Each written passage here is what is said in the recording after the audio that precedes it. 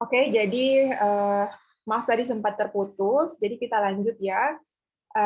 Itu intinya tadi bahwa untuk bisa mengetahui apakah ini soalnya cenderung ke teori konstruktivis atau teori kognitif, kita lihat kata kuncinya.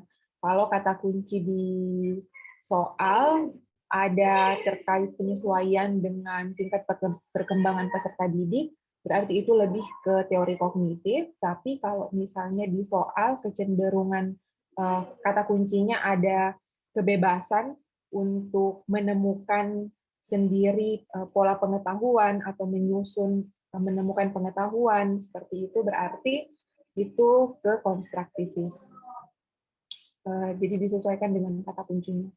Oke, nah sekarang untuk pertemuan kali ini kita akan membahas terkait taksonomi tujuan pembelajaran.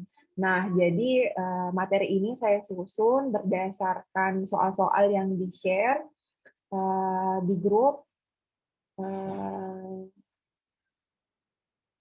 Jadi soal-soal untuk P3K ya yang sudah dirilis di Kemendikbud itu harus dimanfaatkan sebagai sumber informasi. Jadi pola pikirnya seperti ini. Kalau ada contoh soal seperti itu, misalnya ini contoh soal yang dirilis ya, misalnya seorang peserta didik diminta untuk menyebutkan nama jenis tumbuhan yang ada di sekolahnya. Aktivitas tersebut merupakan proses pembelajaran terkait dimensi pengetahuan. Nah, artinya apa? Artinya kita diharapkan untuk bisa memahami terkait jenis-jenis dimensi pengetahuan. Nah, klasifikasi dimensi pengetahuan ini berarti memanfaatkan taksonomi Bloom versi revisi ya. Berarti kalau ada contoh soalnya, tugas kita adalah untuk memahami secara keseluruhan. Kenapa? Karena soal-soal yang dirilis, contoh soal yang dirilis ini kecil kemungkinannya akan muncul, kan seperti itu. Jadi dalam artian kalau soalnya plek sama seperti ini kemungkinan kecil muncul. Jadi kalau misalnya di soal di sini menanyakan tentang kemampuan dimensi pengetahuan faktual, mungkin di real test-nya nanti yang akan ditanyakan itu adalah yang dimunculkan adalah dimensi pengetahuan metakognitif, dimensi pengetahuan konseptual, dan dimensi pengetahuan prosedural seperti itu. Nah, jadi kita harus paham sebenarnya apa sih jenis-jenis dimensi pengetahuan seperti itu. Nah, karena soal ini membahas tentang taksonomi belum revisi, artinya bukan hanya terkait dimensi pengetahuan saja yang perlu kita pahami, tetapi kita juga perlu paham terkait level-level kognitif sesuai dengan taksonomi belum ya. Nah, misalnya ini adalah salah satu contoh soal yang dirilis juga. Nah, di sini soalnya seperti ini. Indikator menyebutkan benda-benda yang ada di kelas. Apabila dimasukkan pada matriks kemampuan berpikir dan dimensi pengetahuan, maka berada pada posisi titik-titik. Nah, artinya kita dituntut untuk bisa menempatkan di mana sebenarnya indikator tersebut berada. Kalau menyebutkan benda-benda yang ada di kelas, berarti itu adalah dimensi pengetahuan faktual. Nah, kalau menyebutkan berarti mengingat kembali. Nah, kalau mengingat kembali berarti dia pada level kognitif C1 atau mengingat berarti dia jawabannya ada pada posisi A, seperti itu. Nah, ini adalah contoh soalnya ya, contoh soal indikatornya berada pada dimensi pengetahuan faktual dengan level kognitif C1. Nah, nanti tipe soal di real test itu bisa jadi yang dimunculkan adalah misalnya dia tipe dimensi pengetahuan prosedural, kemudian pada level kognitif mengaplikasikan. Nah, kira-kira contoh soalnya itu seperti apa? Nah, seperti itu. Jadi bisa jadi nanti soalnya ada soal, kemudian kita diminta mengidentifikasi di mana posisinya, atau sebaliknya, kita diminta untuk misalnya diminta untuk mengidentifikasi di antara tujuan pembelajaran yang ditampilkan yang mana merupakan tujuan pembelajaran untuk dimensi pengetahuan prosedural pada level kognitif mengaplikasikan atau menganalisis atau memahami atau mengevaluasi. Seperti itu ya. Jadi ini contoh-contoh soalnya. Nah, sebentar kita akan bahas. Jadi kita akan bahas materinya dulu. Jadi untuk hari ini kita akan bahas terkait taksonomi tujuan pembelajaran ya. Sesuai dengan contoh soal yang sudah dirilis Kemendikbud. Oke, nah.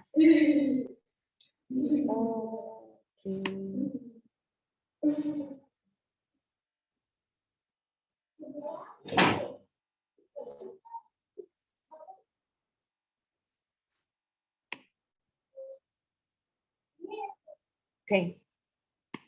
Nah, jadi taksonomi tujuan pembelajaran yang dikeluarkan oleh Bloom menunjukkan berbagai jenis proses berpikir secara kualitatif, dan ini sudah dimanfaatkan oleh pendidik secara global ya, di berbagai belahan bumi untuk menentukan tujuan pembelajaran. Jadi pemanfaatan taksonomi tujuan pembelajaran ini sangat membantu guru-guru dalam mendesain tujuan pembelajaran atau merencanakan tujuan pembelajaran. Nah, taksonomi Bloom ini saya yakin Bapak dan Ibu sudah pernah dapat. Taksonomi Bloom ini ada dua versi ya. Yang pertama itu versi pertama dirilis tahun 1950-an. Karakteristik dari versi pertama ini dia masih menggunakan kata benda. Lalu kemudian pada tahun 1990-an itu direvisi oleh murid dari Bloom, dan tahun 2001 itu dirilis. Nah, sekarang kita kenal sebagai taksonomi Bloom versi revisi ya, atau revisi taksonomi Bloom. Nah, ini kita review dulu perbedaannya. Oke, jadi di sini di tahun 1956 ya, menggunakan kata benda. Jadi level kognitif paling rendah itu adalah pengetahuan, lalu comprehension atau pemahaman, lalu aplikasi, analisis, sintesis, dan evaluasi. Nah, di versi sebelumnya, evaluasi itu ditempatkan pada level kognitif tertinggi. Nah, di versi revisi, level kognitif tertinggi itu adalah mencipta atau membuat atau create. Nah, jadi di level pertama atau level kognitif pertama itu adalah mengingat, jadi mengingat informasi-informasi yang sudah diperoleh sebelumnya. Kemudian level kognitif kedua adalah memahami, lalu level kognitif ketiga itu adalah mengaplikasi. Oke, jadi untuk C1 sampai C3 ini dikenal sebagai lower order thinking skills atau kemampuan berpikir tingkat rendah. Oke, jadi C1, C2, C3 itu disebut sebagai lower order thinking skills. Nah, sedangkan yang C4, C5, dan C6 ini dikenal sebagai higher order thinking skills atau HOTS. Nah, ini yang dikenal sebagai higher order thinking skills atau HOTS. Nah, jadi yang membedakan antara versi lama dengan versi revisi, selain penggunaan kata benda dan kata kerja, juga berbeda pada C5 dan C6 ya. Jadi di versi revisi C6 itu adalah create atau membuat, dan C5 adalah mengevaluasi. Nah, yang perlu kita pahami adalah, jadi tujuan pembelajaran itu disesuaikan dengan indikator, tentu saja indikator pada kurikulum requirement. Jadi requirement kurikulum itu seperti apa, lalu diidentifikasi ini kira-kira untuk mencapai requirement dari kurikulum itu tujuan pembelajaran yang cocok seperti apa. Apakah C1, C2, C3, C4, C5, atau C6. Oke, kemudian diidentifikasi juga jenis pengetahuannya. Oke, nah ini secara sederhana kita lihat dulu, secara sederhana, mengingat itu adalah terkait informasi. Jadi informasi yang sudah kita pernah dapat itu di recall, diingat kembali, di retrieve. Kemudian memahami. Kalau ada kata memahami atau C2 itu berarti terkait bagaimana kita bisa menjelaskan suatu konsep atau ide. Jadi ketika kita paham suatu konsep atau ide, berarti kita bisa menjelaskan konsep tersebut. Nah, kemudian mengaplikasikan. Nah, kalau mengaplikasikan ada suatu informasi yang kita ketahui, lalu informasi ini diterapkan pada suatu kondisi yang familiar. Nah, itu disebut mengaplikasikan. Kemudian menganalisis. Nah, biasanya banyak yang agak bingung sebenarnya yang dikatakan menganalisis itu seperti apa. Jadi menganalisis itu kita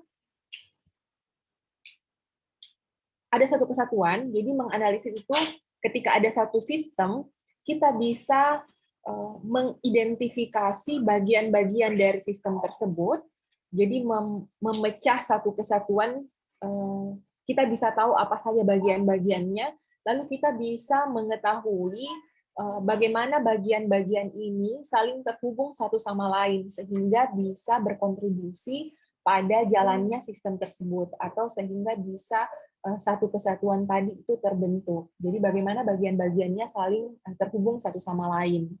Seperti itu. Itu kalau menganalisis. Jadi kalau ada suatu sistem kita analisis, berarti kita mencoba untuk melihat sebenarnya sistem ini disusun oleh apa saja, apa bagian-bagian yang menyusun sistem ini, dan bagaimana bagian-bagian itu saling terhubung satu sama lain, sehingga membentuk sistem tersebut. Nah, itu menganalisis. Jadi menganalisis ini sudah termasuk higher order thinking skills. Nah, selanjutnya ada mengevaluasi.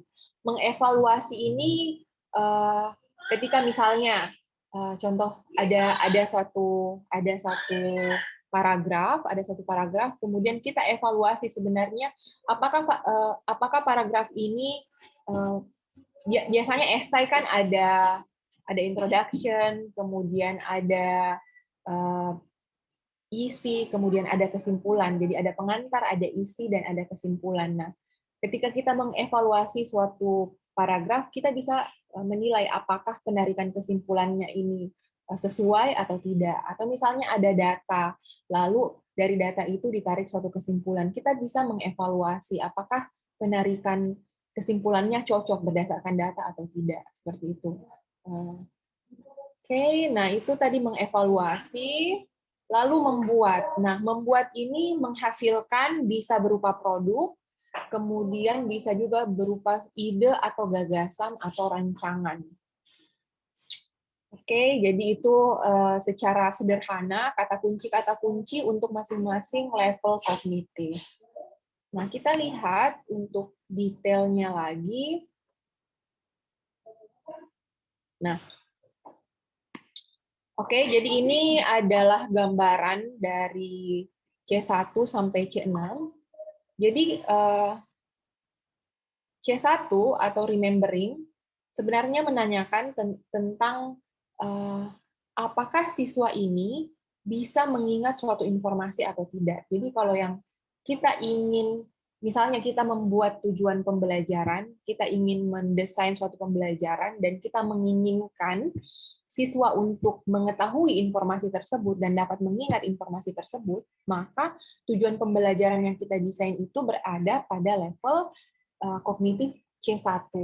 Seperti itu. Nah, untuk evaluasinya, untuk mengevaluasi pencapaian tujuan pembelajaran, kita bisa menggunakan kata, misalnya definisikan atau sebutkan, seperti itu. Jadi kita dengan menggunakan kata kerja ini, tentu saja proses kognitif yang terjadi pada siswa adalah mengingat kembali informasi yang sudah dibahas di kelas. Seperti itu ya. Oke, jadi ini remembering. Nah, remembering itu terkait apakah siswa bisa mengingat suatu informasi yang sudah kita paparkan di kelas. Nah, kemudian ada understanding. Nah, understanding itu apakah siswa dapat menjelaskan suatu konsep atau ide. Nah, misalnya pada pembelajaran-pembelajaran tentu saja ada konsep ya, misalnya kalau di biologi ada konsep misalnya konsep gen. Apakah siswa paham konsep gen itu seperti apa? Nah, oke, nah untuk kata kuncinya bisa menafsirkan, memberi contoh, mengklasifikasikan, meringkas, menjelaskan, membandingkan. Nah, contoh konsep, misalnya tumbuhan dikotil. Nah, kalau misalnya siswa mengerti konsep tumbuhan dikotil, maka tentu siswa ini bisa memberikan contoh. Apa saja contoh tumbuhan dikotil? Seperti itu. Atau misalnya konsep mamalia. Nah, kalau misalnya paham tentang konsep mamalia, maka ketika diminta untuk memberikan contoh yang termasuk mamalia itu apa saja, maka ketika mereka berhasil memberikan contoh, berarti mereka paham konsep mamalia tersebut. Selain memberikan contoh, bisa juga dengan meringkas. Jadi, meringkas ini misalnya ada paragraf, siswa diminta untuk membaca paragraf tersebut.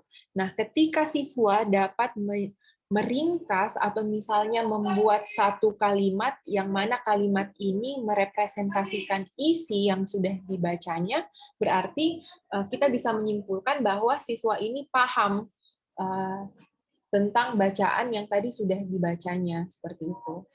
Oke, jadi itu untuk contoh dari level kognitif kedua. Selanjutnya untuk level kognitif ketiga. Nah, untuk level kognitif ketiga ini mengaplikasikan. Nah, kalau mengaplikasikan itu pertanyaannya adalah apakah siswa ini dapat menggunakan prosedur yang sudah kita ajarkan pada suatu konteks yang baru. Seperti itu. Nah, bisa mendemonstrasikan, mengilustrasikan, bisa mengoperasikan. Misalnya, untuk kemampuan untuk mengaplikasikan ini, kita mengajarkan cara untuk menguji kandungan protein pada makanan. Untuk menguji kandungan protein pada makanan berarti ada langkah-langkah kerjanya. Nah, jadi apakah siswa ini bisa menerapkan langkah-langkah tersebut atau tidak, seperti itu. Jadi untuk kata kerja dalam mengevaluasi ketercapaian tujuan pembelajaran itu bisa kita gunakan kata demonstrasikan, ilustrasikan, atau operasikan. Oke. Nah, selanjutnya ini C1, C2, C3 tadi kita sudah bahas, berarti termasuk lower order thinking skills. Nah, sekarang kita masuk ke higher order thinking skills. Nah, higher order thinking skills ini yang pertama ada menganalisis. Nah, menganalisis kan terkait kemampuan mengidentifikasi bagian-bagian dari suatu sistem dan bagaimana bagian-bagian itu terhubung satu sama lain.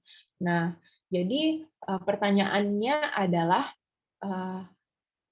apakah siswa ini mempunyai kemampuan menganalisis? Apakah siswa ini bisa membedakan dan menemukan keterkaitan antara bagian-bagian penyusun suatu sistem? Nah, untuk kata kerja yang bisa digunakan dalam mengevaluasi ketercapaian tujuan pembelajaran, bisa kita gunakan kata uraikan, atau organisir, atau temukan pesan tersirat. Seperti itu. Kemudian mengevaluasi. Nah, mengevaluasi ini seharusnya aman ya, cukup gampang kalau mengevaluasi dan mencipta untuk tipe soalnya. Mengevaluasi, pertanyaannya adalah apakah siswa ini dapat mengevaluasi atau menjustifikasi suatu pendapat atau suatu keputusan. Nah, Jadi kata kerjanya misalnya periksa, atau buat kritikan, atau uji, atau evaluasi.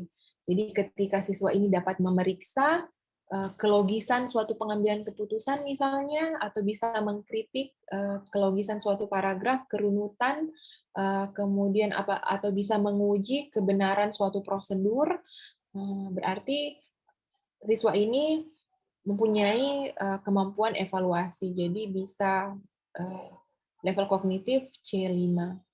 Kemudian creating untuk level kognitif C6. Oke, jadi ini pertanyaannya, apakah siswa ini dapat menciptakan suatu produk atau suatu sudut pandang baru, atau bisa merancang sesuatu. Jadi untuk kata kuncinya, untuk kata kunci kata kerja yang bisa digunakan untuk evaluasinya, membuat, merencanakan, memproduksi, mendesain, mengembangkan, memformulasikan. Jadi ini kegiatannya ya. Jadi kalau misalnya dibuat dalam kata tanya, misalnya kembangkanlah suatu produk untuk titik-titik misalnya, atau desain suatu misalnya desain rumah yang ramah lingkungan, nah seperti itu, atau produksilah suatu tulisan yang bla bla bla. Tergantung dari tujuan pembelajaran yang ingin dicapai, atau tergantung dengan, tentu saja tergantung dengan masing-masing mata pelajaran ya, seperti itu. Jadi bisa disesuaikan. Yang jelas ini tentu saja bisa diterapkan ke semua jenis mata pelajaran. Tetapi pertanyaannya adalah kapan kita menggunakan C1, C2, C3 sampai C6 itu disesuaikan dengan tuntutan dari kurikulum. Seperti itu.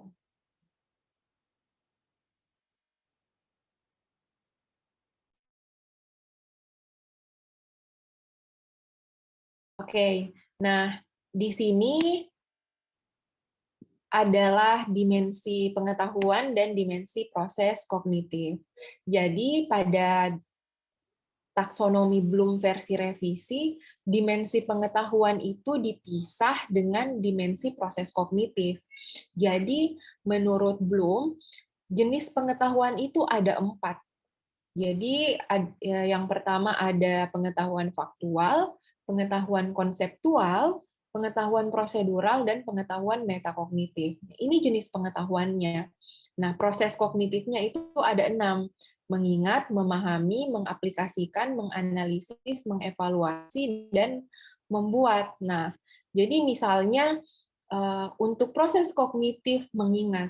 Nah, yang diingat ini bisa berupa pengetahuan faktual, bisa berupa pengetahuan konseptual, bisa berupa pengetahuan prosedural, atau bisa juga berupa pengetahuan metakognitif. Seperti itu ya. Jadi terpisah antara dimensi proses kognitif dan dimensi pengetahuan. Oke, nah tadi yang muncul di contoh soal yang sudah dirilis Kemdikbud kan menanyakan tentang pengetahuan faktual. Nah, jadi pengetahuan faktual itu termasuk terminologi, definisi-definisi, atau bagian-bagian atau unsur-unsur, atau nama tempat, atau nama tokoh, seperti itu. Jadi fakta. Nah, itu pengetahuan faktual. Nah, bisa jadi nanti di real test-nya yang muncul itu kemampuan pengetahuan prosedural, konseptual, atau metakognitif. Nah, apa yang termasuk pengetahuan konseptual? Nah, pengetahuan konseptual ini terkait konsep. Jadi, sesuai dengan namanya ya, terkait konsep, teori, seperti itu. Jadi, pengetahuan tentang bagaimana mengklasifikasikan, dasar pengklasifikasian dan pengkategorian. Kemudian prinsip dan generalisasi, pengetahuan tentang teori, model, dan struktur. Jadi kalau misalnya di biologi, misalnya dasar pengklasifikasian makhluk hidup, berarti itu pengetahuan konseptual, kemudian teori evolusi, berarti itu juga pengetahuan konseptual, kemudian model DNA, berarti itu pengetahuan konseptual ya, bagaimana proses pewarisan model-model DNA terkait gen dan DNA itu berarti termasuk pengetahuan konseptual. Oke, mungkin di mata pelajaran lain juga tentu ada dasar-dasar pengklasifikasian, prinsip generalisasi atau teori-teori tertentu itu termasuk pengetahuan konseptual. Nah, termasuk selanjutnya pengetahuan prosedural. Untuk pengetahuan prosedural ini termasuk pengetahuan tentang keterampilan yang berhubungan dengan pemecahan masalah. Nah, misalnya pemecahan masalah di matematika ya, misalnya prosedur untuk memecahkan masalah-masalah atau rumus-rumus tertentu, algoritma penyelesaian masalah, kemudian teknik atau metode tertentu. Jadi kalau misalnya di pengetahuan teknik atau metode misalnya ya, kalau di biologi itu metode ilmiah itu ada langkah-langkahnya, ada prosedur-prosedur yang harus diikuti. Nah, berarti pengetahuan terkait metode ilmiah, bagaimana menerapkan metode ilmiah itu termasuk pengetahuan prosedural seperti itu. Jadi kalau ada langkah-langkahnya itu ada prosedurnya itu pengetahuan prosedural. Nah, jadi pengetahuan prosedural ini bukan cuma terkait pengetahuan terkait langkah-langkahnya, tetapi juga termasuk pengetahuan bagaimana pemilihan prosedur. Jadi misalnya ada prosedur A, ada prosedur B, ada prosedur C. Jadi pengetahuan untuk melaksanakan prosedur A, prosedur B, prosedur C itu pengetahuan prosedural. Tapi pengetahuan terkait kapan kita menggunakan A, kapan kita menggunakan B, kapan kita menggunakan C, itu juga termasuk pengetahuan prosedural. Oke, jadi seperti itu. Nah, selanjutnya pengetahuan metakognitif. Nah, ini pengetahuan metakognitif yang jarang dinilai ya, jarang dinilai dalam proses pembelajaran, tapi ini penting, sekarang banyak dikaji di penelitian pendidikan untuk pengetahuan metakognitif. Nah, pengetahuan metakognitif ini termasuk pengetahuan strategik dan pengetahuan tentang diri sendiri, juga tentang operasi kognitif. Jadi, misalnya pengetahuan metakognitif ini bagaimana siswa mengetahui kelemahan-kelemahannya, kemudian ketika ada suatu tugas, kemampuannya untuk memilih strategi yang tepat dalam menyelesaikan tugas tersebut. Seperti itu kemampuan metakognitif. Oke, jadi itu jenis-jenis dimensi pengetahuan. Sekarang kita lanjut ke masing-masing proses kognitif. Jadi, untuk dimensi proses kognitif yang keenam ini ada subbagiannya. Misalnya mengingat. Nah, mengingat itu termasuk mengenali dan mengingat. Jadi kalau dalam bahasa Inggrisnya recalling atau recognizing. Kemudian kalau memahami, paham. Nah, yang termasuk dalam kategori paham itu adalah ketika seseorang dapat menafsirkan sesuatu, kemudian dapat memberi contoh, dapat meringkas, dapat menarik kesimpulan, dapat membandingkan, dan dapat menjelaskan sesuatu. Berarti paham kalau bisa melakukan keenam bagian ini. Kemudian mengaplikasikan.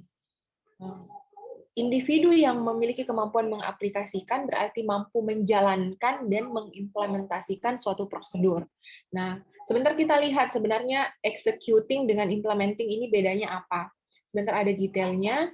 Kemudian yang C4 menganalisis. Nah, menganalisis itu yang termasuk kegiatan menganalisis itu ketika seseorang dapat menguraikan, mengorganisir, dan menemukan makna tersirat. Itu termasuk dalam kemampuan menganalisis. Kemudian mengevaluasi. Jadi seseorang dapat mengevaluasi jika dapat memeriksa sesuatu hal, apakah benar atau tidak, memeriksa, kemudian mengkritik. Lalu yang keenam, membuat. Jadi kemampuan creating itu termasuk merumuskan, merencanakan, atau memproduksi. Oke, jadi itu secara umum. Kita lihat lebih detail lagi. C1 mengingat atau remembering. Jadi pada jenjang ini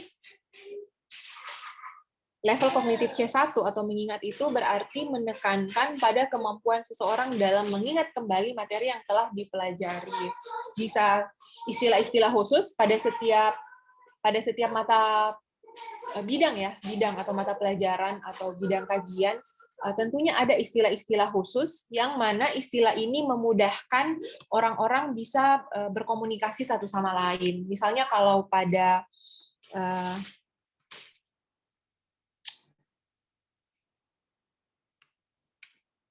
istilah-istilah misalnya pada biologi ya, saya mengambil contoh biologi karena saya bidangnya biologi. Misalnya ada istilah spesies. Apa itu spesies? Kemudian apa itu populasi, apa itu komunitas, apa itu ekosistem, seperti itu. Jadi istilah-istilah ini memudahkan kita berkomunikasi satu sama lain ketika membahas materi bidang-bidang seperti itu. Jadi itu contohnya mengingat. Atau misalnya nama-nama tumbuhan, nama-nama ilmiah misalnya, itu termasuk dalam mengingat ketika kita ingin siswa mengingat materi tersebut ya. Oke, selanjutnya memahami C2 ya. Level kognitif kedua. Oke, ini ada contoh soalnya ya. Oke, ini langsung masuk contoh soal.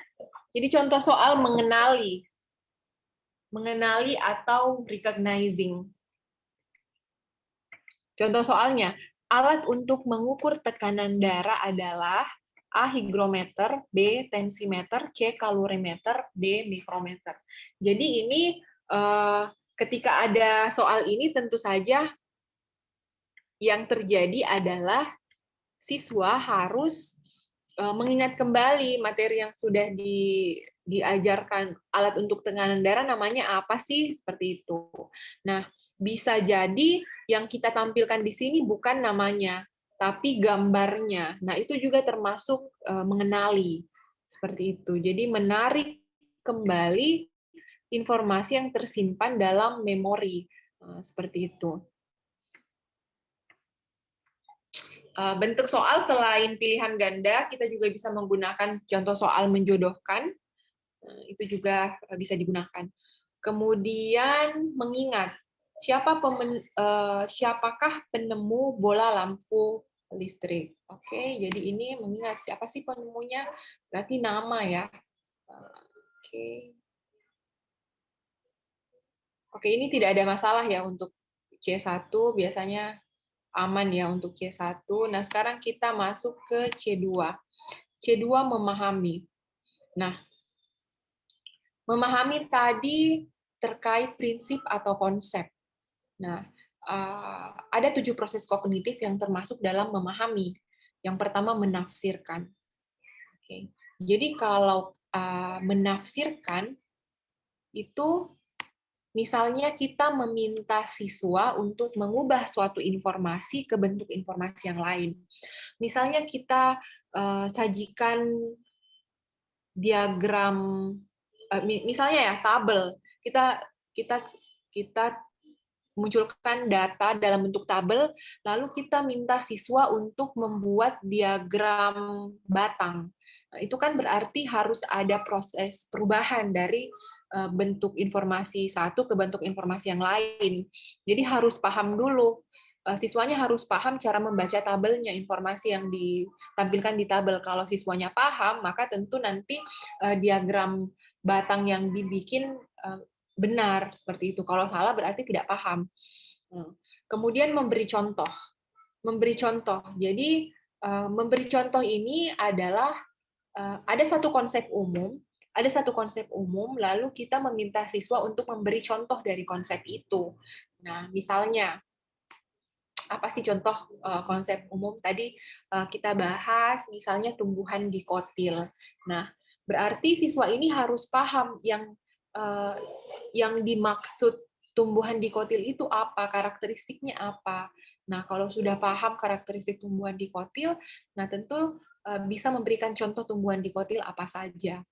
Kemudian mengklasifikasikan. Ini mirip ya dengan memberikan contoh, tapi mengklasifikasikan ini ciri-ciri suatu benda harus dikenali, lalu bisa dikelompokkan ke dalam suatu kelompok besar seperti itu. Kemudian meringkas. Nah, meringkas ini kita menampilkan suatu informasi yang panjang, lalu siswa diminta untuk membuat satu atau dua kata yang bisa merepresentasikan atau mewakili informasi yang tadi kita tampilkan. Seperti itu. Kemudian menarik kesimpulan. Nah, menarik kesimpulan ini berarti menemukan pola dari fakta-fakta yang ditampilkan. Kemudian membandingkan berarti mendeteksi persamaan dan perbedaan dari dua objek atau lebih. Kemudian menjelaskan berarti menggunakan model sebab akibat pada suatu sistem. Misalnya jelaskan kenapa proses A terjadi, kenapa terjadi A atau kenapa terjadi B. Silahkan dijelaskan seperti itu. Oke, kita lihat contoh soalnya. Oh ya, ini belum masuk contoh soal ya. Ini lebih detail lagi. Jadi nanti teman-teman bisa baca di sini. Saya sengaja tampilkan supaya nanti bisa jadi sumber belajarnya juga. Jadi contoh untuk menafsirkan ya, membuat grafik berdasarkan data pertumbuhan jagung yang diberi pupuk yang berbeda. Jadi yang ditampilkan adalah data, lalu diminta untuk membuat grafik. Kemudian untuk memberikan contoh, misalnya, setiap makhluk hidup beradaptasi dengan lingkungan. Manakah bentuk adaptasi pohon kelapa terhadap lingkungannya? Oke, jadi yang konsep di sini adalah konsep adaptasi. Jadi kalau misalnya siswa paham, sebenarnya yang dikatakan adaptasi itu apa? Nah, dari opsi yang kita berikan, siswa tentu akan bisa memilih yang tepat tentang yang sesuai dengan konsep adaptasi. Kemudian mengklasifikasikan. Contohnya misalnya pada saat disajikan beberapa tumbuhan, siswa diminta untuk mengelompokkan tumbuhan tersebut dalam tumbuhan biji dan tumbuhan bukan tumbuhan berbiji.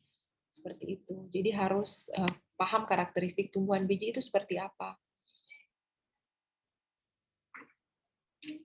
Nah, meringkas, misalnya ada sebuah laporan penelitian terkait rekayasa genetika, lalu diminta untuk meringkas laporan tersebut. Kemudian menarik inferensi, misalnya disediakan data perkembangan populasi 10 tahun terakhir, lalu siswa diminta untuk memprediksi perkembangan populasi berdasarkan data tersebut. Kemudian membandingkan, nah ini membandingkan contohnya, bandingkan proses respirasi dan proses pembakaran. Kemudian jelaskan mengapa jati menggugurkan daunnya di musim kemarau namun tidak di musim hujan. Oke. Nah, ini contohnya, contoh soalnya. Kita bisa lihat.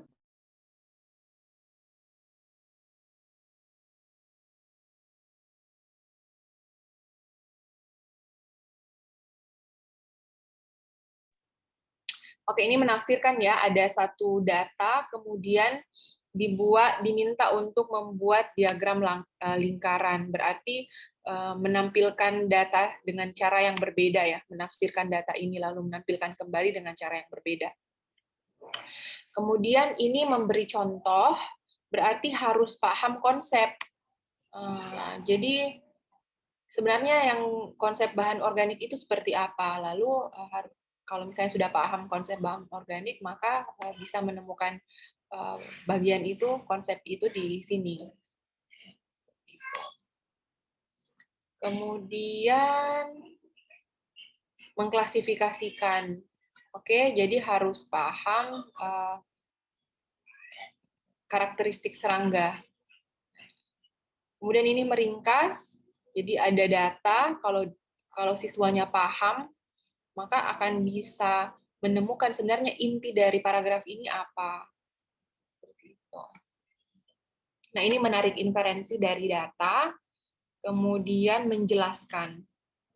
Oke, kemudian ini contoh soal untuk membandingkan. Nah, selanjutnya adalah level kognitif C3 atau mengaplikasikan. Nah, untuk mengaplikasikan ini lumayan mudah ya. Jadi kalau mengaplikasikan mencakup penggunaan suatu prosedur guna menyelesaikan suatu masalah. Jadi biasanya kalau mengaplikasikan itu berarti ada suatu prosedur yang diterapkan untuk menyelesaikan suatu masalah. Oke, nah karena itu mengaplikasikan ini kaitannya dengan pengetahuan prosedural.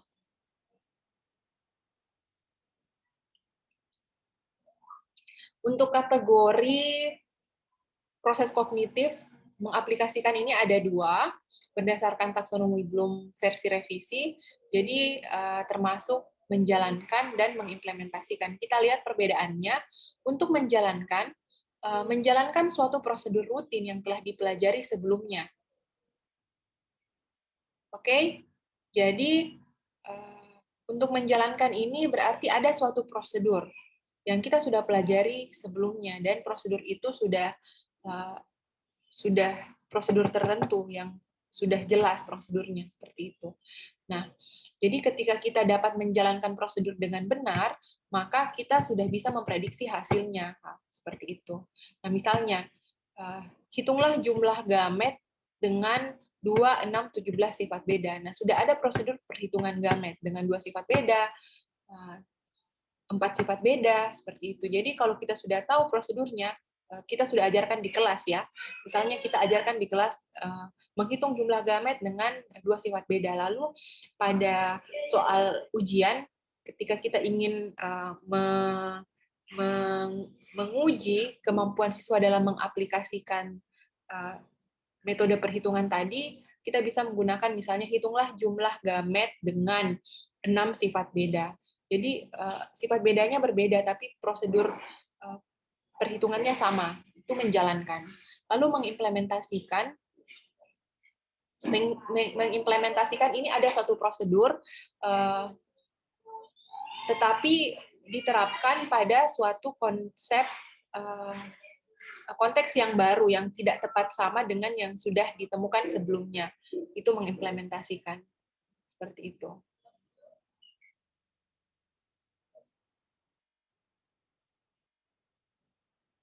Nah, ini contoh soalnya. Nah, misalnya contoh soal yang pertama, berapa macamkah gamet yang dihasilkan dari hasil persilangan dengan 8 sifat beda? Itu prosedurnya sudah jelas. Prosedur perhitungannya sudah jelas. Atau ini juga nomor 2, berapa literkah isi sebuah drum dengan tinggi 1 meter dengan diameter 25 cm? Prosedurnya jelas. Nah, kalau ini mengimplementasikan. Seorang petani mempunyai sebidang tanah dengan bentuk kurang lebih sebagai berikut. Berapakah luas tanah tersebut? Nah, di sini berarti kita bisa menerapkan beberapa langkah penyelesaian ya, seperti itu. Oke. Nah, selanjutnya C4 menganalisis. Tadi kita sudah bahas, menganalisis itu terkait bagaimana kita mengidentifikasi bagian-bagian dari suatu sistem dan bagaimana bagian-bagian itu terhubung satu sama lain. Nah, untuk menganalisis ada 3 proses kognitif yang termasuk menganalisis, menguraikan, mengorganisir, menemukan pesan tersirat. Oke. Nah, contoh menguraikan misalnya menganalisis sebab-sebab semakin berkurangnya populasi burung kutilang di Jawa Barat, kemudian menganalisis keseimbangan dinamis suatu ekosistem, atau menganalisis mengapa seseorang menulis surat kabar bahwa hutan di Jawa Barat masih cukup luas ya, menemukan pesan tersirat. Nah, ini contoh soal analisis. Jadi ini adalah soal yang dirilis Kemdikbud. Nah, contoh soal ini menampilkan suatu jaring-jaring makanan. Ya, ini food web. Kemudian ada beberapa pertanyaan. Jika ulat menurun drastis, apa yang terjadi pada burung elang? Apakah peran burung elang dalam suatu rantai makanan? Sawi dan bunga sepatu berperan sebagai apa? Hewan apa yang berperan sebagai konsumen tingkat 1? Nah, di antara keempat ini yang termasuk menganalisis adalah bagian A.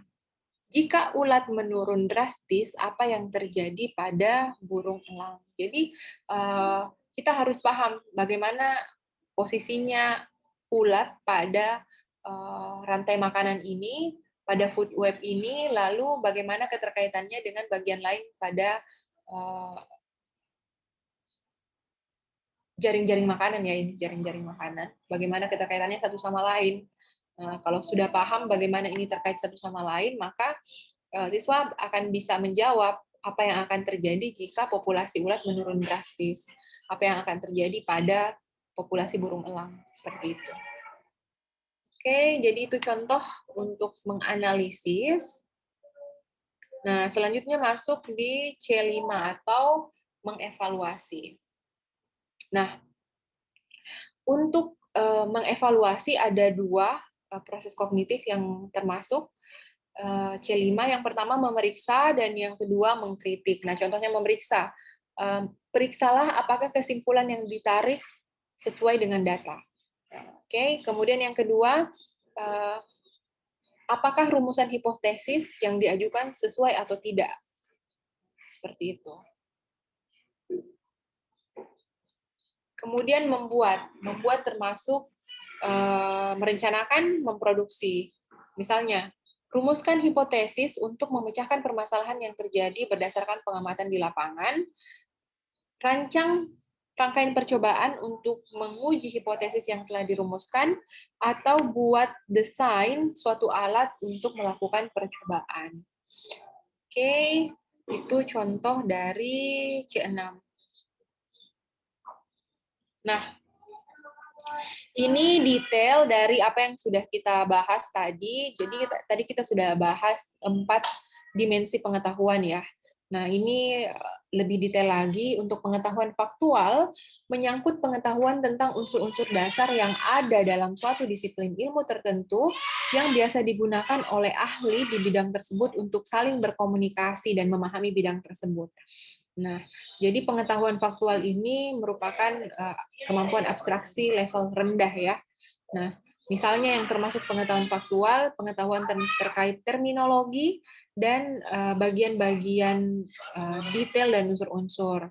Misalnya pengetahuan tentang makna label atau simbol tertentu pada bidang ilmunya, kemudian tentang kejadian, peristiwa-peristiwa penting, atau terkait orang-orang, misalnya seperti tadi contoh soalnya penemu-penemu, itu kan terkait orang, terkait waktu, seperti itu. Oke, jadi itu tadi contoh pengetahuan, dimensi pengetahuan faktual. Kemudian dimensi pengetahuan konseptual, ini menyangkut kemampuan, menyangkut pengetahuan tentang keterkaitan antara unsur-unsur dasar dalam suatu struktur yang lebih besar, dan semuanya berfungsi bersama-sama. Jadi ini adalah pengetahuan tentang skema atau teori atau suatu model pemikiran, baik itu yang implisit maupun eksplisit.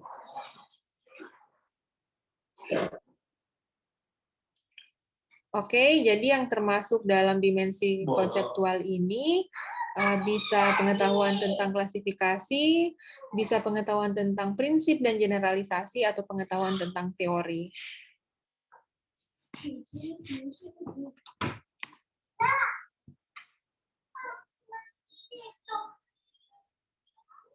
Nah, oke, jadi ini selanjutnya pengetahuan prosedural, jadi terkait langkah-langkah atau tahapan yang harus dilakukan untuk mengerjakan suatu hal atau memecahkan suatu masalah.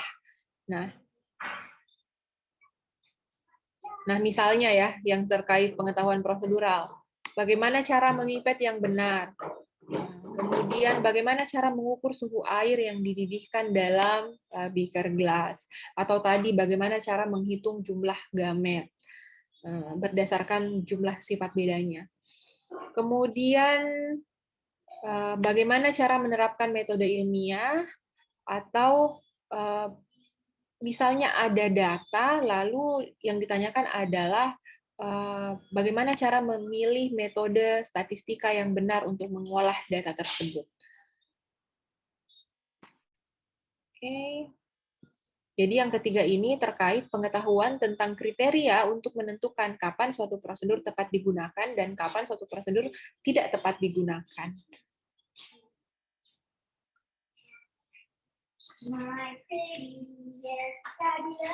Oke, jadi selanjutnya pengetahuan metakognitif. Nah, karena pengetahuan metakognitif ini saat ini menjadi perhatian ya, jadi banyak penelitian-penelitian terkait metakognitif. Jadi ini juga perlu diperhatikan, siapa tahu nanti muncul di real test-nya. Karena dimensi pengetahuan tadi ada ya, tapi yang ditanyakan hanya dimensi faktual. Nah, sementara dimensi kalau metakognitif ini yang lagi banyak diteliti sekarang, jadi boleh diperhatikan ya. Jadi apa itu pengetahuan metakognitif? Pengetahuan metakognitif mencakup pengetahuan tentang kognisi. Jadi secara umum bagaimana seseorang paham tentang dirinya sendiri. Jadi ini adalah pengetahuan tentang dirinya sendiri. Jadi biasanya dikatakan berpikir tentang berpikir. Nah, jadi siswa dituntut untuk menyadari dan bertanggung jawab terhadap dirinya dan proses belajarnya.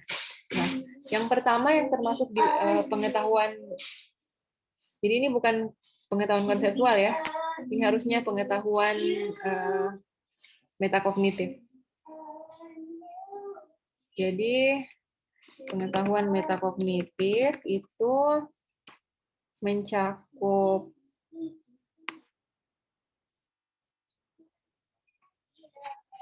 pengetahuan strategi. Berarti pengetahuan strategi ini pengetahuan tentang strategi umum untuk belajar, berpikir, dan memecahkan masalah. Misalnya, bagaimana strategi belajar tentang bagian sel, dan belajar tentang siklus metabolisme. Nah, pengetahuan strategis ini siswa harus paham bahwa untuk materi yang karakteristiknya beda, jika karakteristik materinya beda, tentu cara belajar yang diperlukan juga beda, strategi belajarnya juga beda. Jadi konsep-konsep sel dengan siklus itu kan karakteristik materinya berbeda, sehingga strategi yang dibutuhkan untuk mempelajari materi tentu berbeda. Kemudian pengetahuan tentang tugas.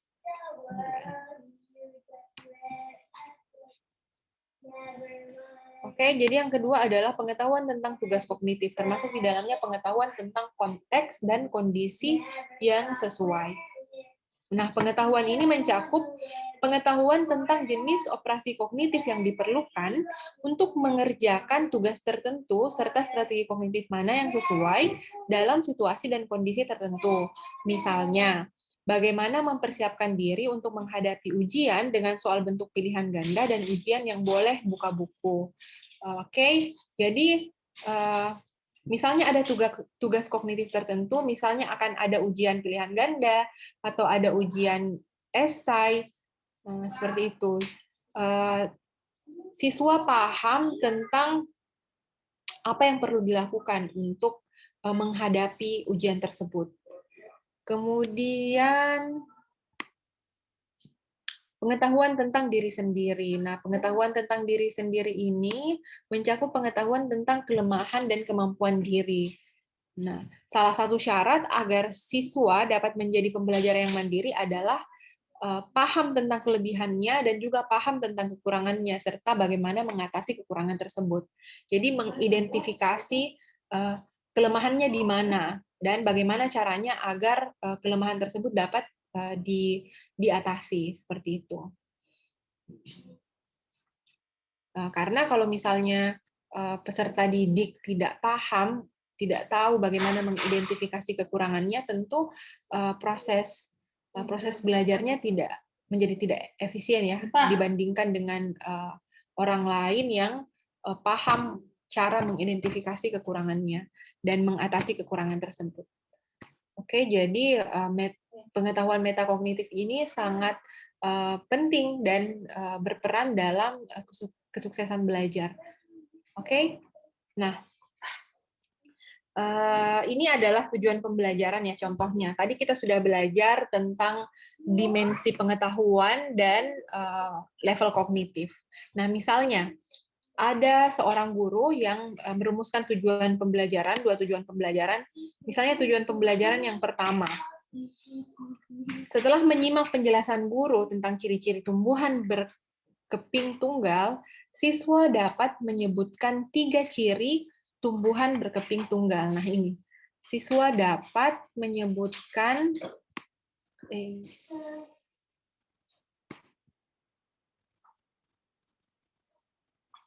ini ya.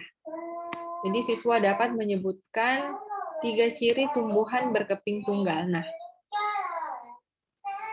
rumusan tujuan pembelajaran ini mengandung aspek pengetahuan. Silakan dijawab di chat room. Bagian A, itu aspek pengetahuannya apa?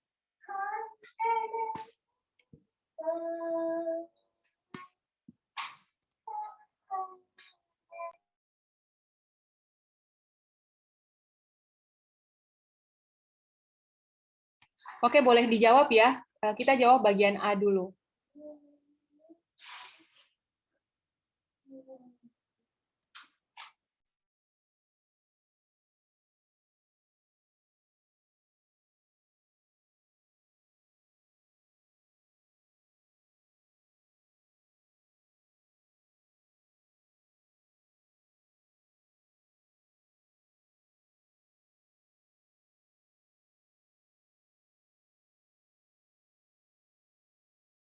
Jadi yang di rumusan tujuan pembelajarannya, siswa dapat menyebutkan 3 ciri tumbuhan berkeping tunggal. Nah, yang ditanyakan aspek pengetahuan. Yang mana aspek pengetahuan di sini? Aspek pengetahuan ini adalah ini ya. Ini. 3 ciri tumbuhan berkeping tunggal. Ini aspek pengetahuannya. Nah, menurut Anda, aspek pengetahuan ini termasuk dalam dimensi pengetahuan apa?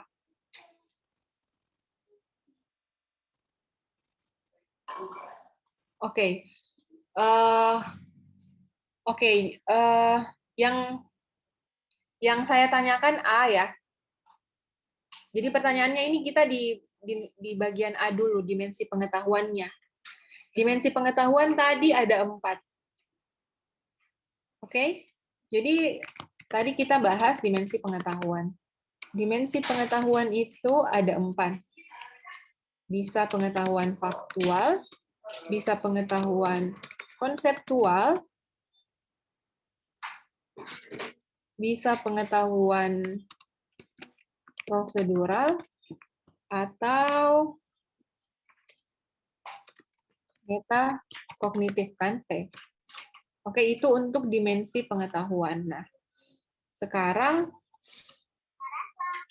ada juga, tadi juga kita sudah bahas level kognitif. Level kognitif ini adalah suatu proses. Jadi kata kerja. Jadi proses yang terjadi di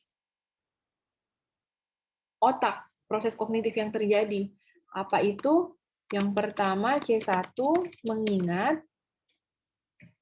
Kemudian C2 memahami, kemudian C3 mengaplikasikan, kemudian C4 menganalisis, C5 mengevaluasi, dan C6 membuat ya, membuat atau mencipta. Nah,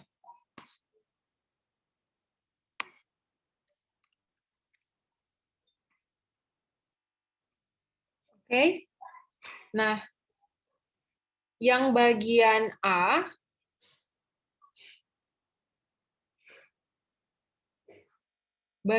ini yang ditanyakan adalah aspek pengetahuannya.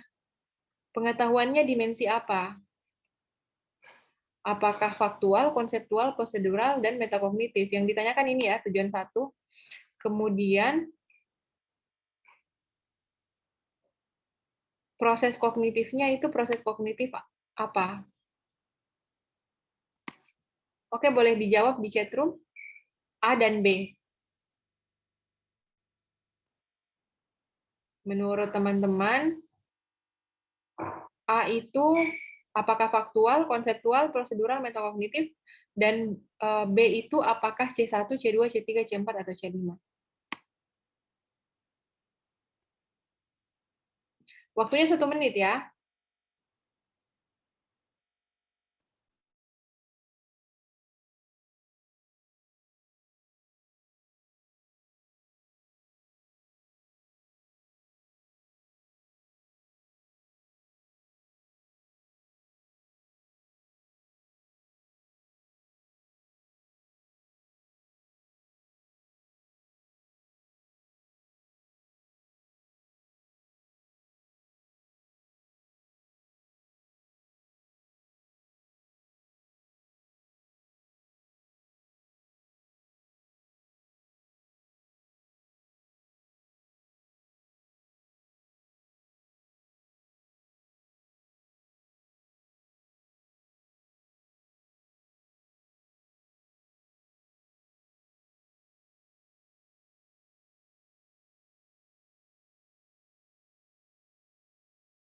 Oke, sudah ada jawaban dari... Oke. Ini...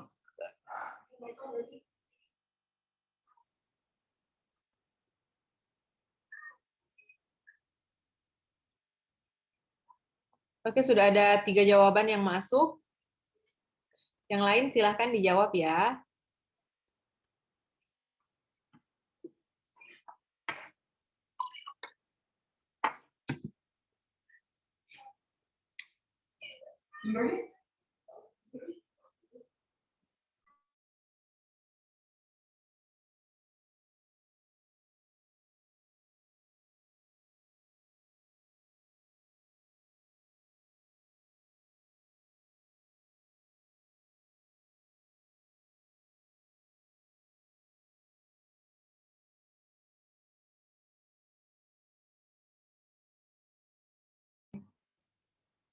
Oke, bagaimana yang lain? Pas?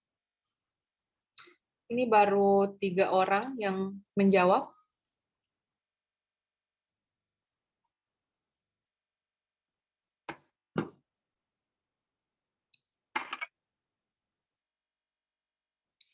Oke, jadi jawabannya adalah benar ya. Jadi 3 orang yang menjawab benar. Untuk tujuan pembelajaran 1, dimensi pengetahuannya adalah faktual. Kenapa faktual? Karena yang ditanyakan adalah ciri tumbuhan berkeping tunggal. Jadi kalau ciri-ciri itu kan fakta ya. Kemudian proses kognitifnya adalah mengingat. Kenapa? Karena di sini verb-nya adalah menyebutkan. Menyebutkan kembali yang sudah dijelaskan oleh guru. Nah, jadi proses kognitifnya mengingat. Oke, jadi A itu faktual dan B adalah C1 atau mengingat. Nah, selanjutnya kita lihat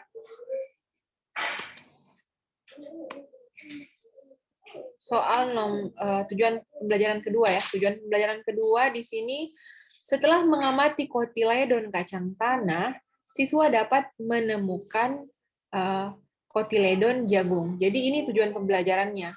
Jadi setelah proses pembelajaran, setelah mengamati kotiledon kacang tanah, siswa diharapkan dapat menemukan kotiledon jagung. Nah, menurut Anda, rumusan tujuan pembelajaran ini mengandung aspek pengetahuan apa dan proses kognitif apa? Oke, sama seperti sebelumnya, waktunya 1 menit, bisa dijawab di chat room. Oke, suara saya sudah muncul.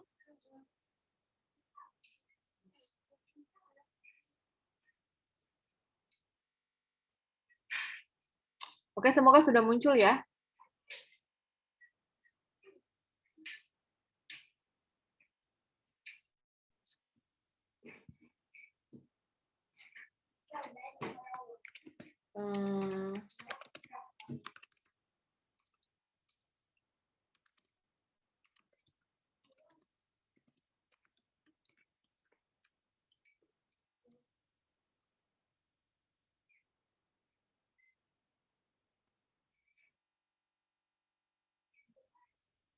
Oke, semoga suara saya sudah bisa terdengar ya. Jadi bisa dijawab untuk C dan D. Silahkan di chat room.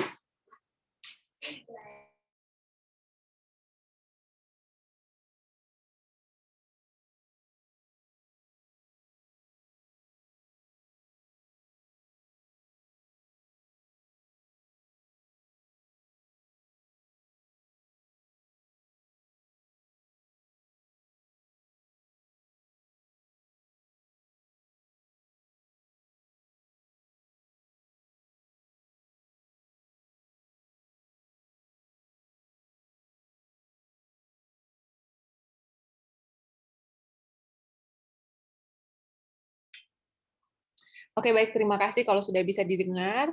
Silahkan dijawab untuk C dan D di chat room.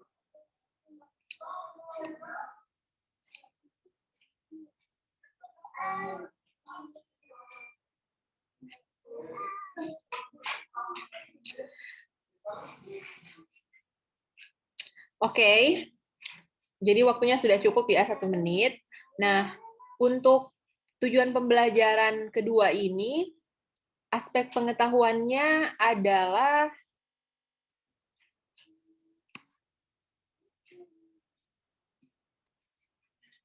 dulu ya.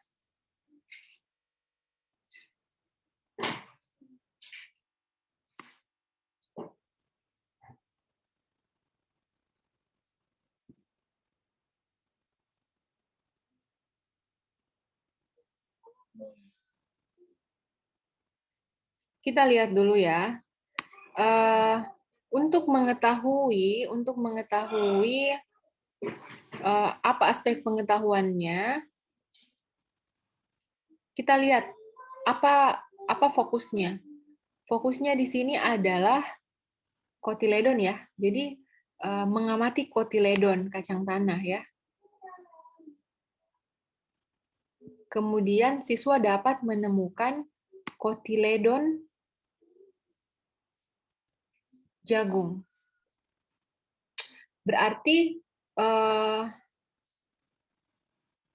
kalau dimensi pengetahuannya berarti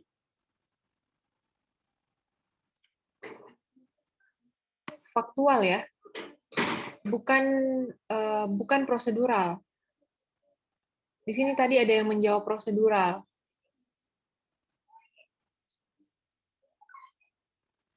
Oke, jadi fokusnya adalah kotiledon. Jadi bisa tahu. Jadi sebenarnya di tujuan pembelajaran ini yang kita inginkan adalah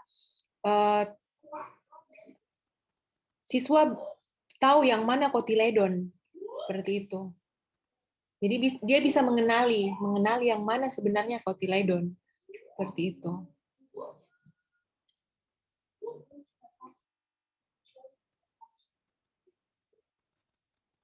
Oke.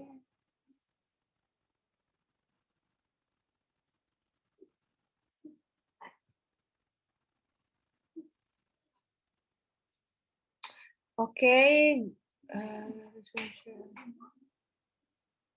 Oke, kita lihat ini. Nah, ini bisa muncul ya.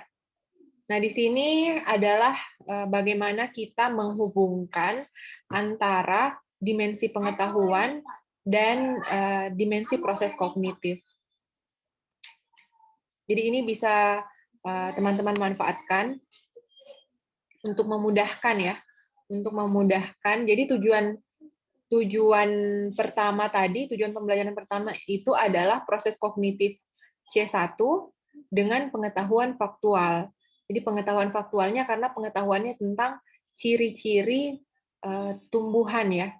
Nah, kalau di tujuan kedua juga pengetahuan faktual karena mengenali kotiledon seperti itu. Kemudian proses kognitif yang terjadi di yang pertama mengingat kembali ciri-ciri yang sudah dijelaskan. Kemudian kalau di dimensi proses tujuan kedua itu proses kognitif menerapkan seperti itu.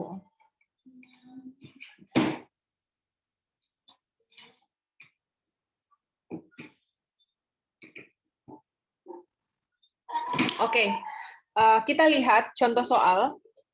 Ini contoh soal yang sudah dirilis di Kemendikbud. Jadi ada beberapa, ada sekitar 16 soal yang saya ambil dari soal rilis untuk P3K, dan ada juga beberapa soal dari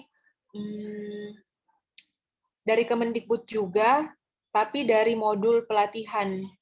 Seperti itu. Semoga nanti bisa menjadi referensi. Oke, ini boleh dijawab. Ini tadi sudah ya. Seorang peserta didik diminta untuk menyebutkan nama jenis tumbuhan yang ada di sekolahnya. Nah, kalau misalnya nama jenis tumbuhan berarti ini kan fakta ya. Jadi dimensi pengetahuannya adalah faktual. Kita lanjut ke nomor 2. Nah, soal nomor 2, indikator menyebutkan benda-benda yang ada di kelas. Apabila dimasukkan pada matriks kemampuan berpikir dan dimensi pengetahuan, maka berada pada posisi apa? Jadi yang kita garis bawahi di sini, yang diminta disebutkan adalah benda-benda yang ada di kelas. Berarti ini dimensi pengetahuannya. Oke? Jadi ini tipe pengetahuannya, pengetahuan tipe apa. Kemudian level kognitifnya itu kata kerjanya. Nah, level kognitifnya itu di sini adalah menyebutkan. Nah, tadi kita sudah belajar kata kerja. Ya, kira-kira menyebutkan itu berada pada C berapa? Apakah C1, C2, C3, C4, C5, atau C6? Silakan dijawab di chat room. Jadi kalau menurut teman-teman dia adalah pengetahuan faktual dan C1 berarti posisi A. Apakah di posisi A? Apakah dia pengetahuan faktual dan memahami? Berarti dia posisi B. Apakah dia pengetahuan konseptual dan memahami? Berarti dia posisi C. Apakah dia pengetahuan konseptual dan mengaplikasikan? Berarti dia di posisi D. Nah, menurut teman-teman, untuk menyebutkan benda-benda yang ada di kelas, itu posisi A, B, C, atau D.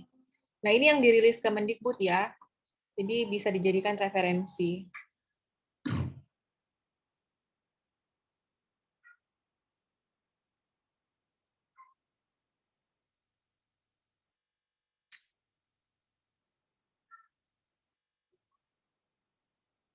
Oke, bagaimana yang lain? Sudah ada 2 jawaban yang masuk. Oke, sudah ada 3 jawaban. Silakan yang lain.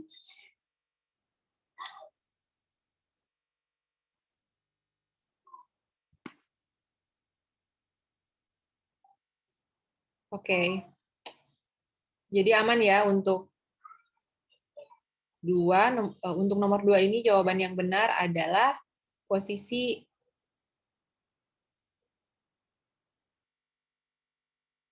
iya betul sekali, posisi A. Jadi jawaban yang benar adalah C. Karena kalau benda-benda yang ada di kelas itu dia fakta, jadi faktual. Kemudian menyebutkan berarti mengingat. Oke. Nah, ini soal yang dirilis Kemendikbud ini basic sekali ya, sangat basic, sangat dasar. Nah, kemungkinan besar kalau nanti di real testnya itu yang dimunculkan di soal ini bukan indikator terkait posisi A. Bisa jadi posisi C atau posisi D atau posisi lainnya yang ada di tabel ini. Yang penting teman-teman paham metakognitif seperti apa, prosedural seperti apa, konseptual seperti apa, lalu kata kerja dari masing-masing level kognitif ini dipahami. Insya Allah itu tidak akan menjadi masalah nantinya. Bisa dikasih tips-tips untuk cara gampangnya, Miss? Oke. Nah, jadi selalu garis bawahi kata kunci di soal ya. Jadi kalau misalnya ada seperti ini tabel, ini kan yang ditanyakan dimensi pengetahuannya apa dan dimensi proses berpikir ya. Proses berpikir itu kan kata kerja ya. Berarti kalau kata kerja itu di sini. Pasti kalau kita membuat tujuan pembelajaran pasti ada kata kerjanya ya. Jadi kata kerjanya itu adalah level kognitifnya. Kemudian isi yang menjadi topik yang kita tanyakan itu adalah jenis pengetahuannya. Nah, jadi kita lihat kata kerjanya, apakah dia masuk di C1, C2, C3, C4, atau C5, atau C6. Lalu untuk topik yang ditanyakan ini, apakah dia termasuk fakta, konsep, prosedur, atau metakognitif. Nah, kalau untuk kata kerja masing-masing C1, C2, C3, C4, dan C5 bisa dilihat kembali di sini. Tadi, tunggu dulu ya.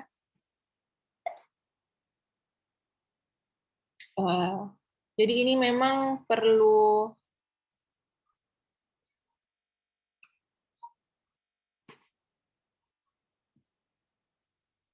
sebenarnya kalau bisa dipahami, ini kita kembali ke sini. Kembali ke sini. Nah, ini.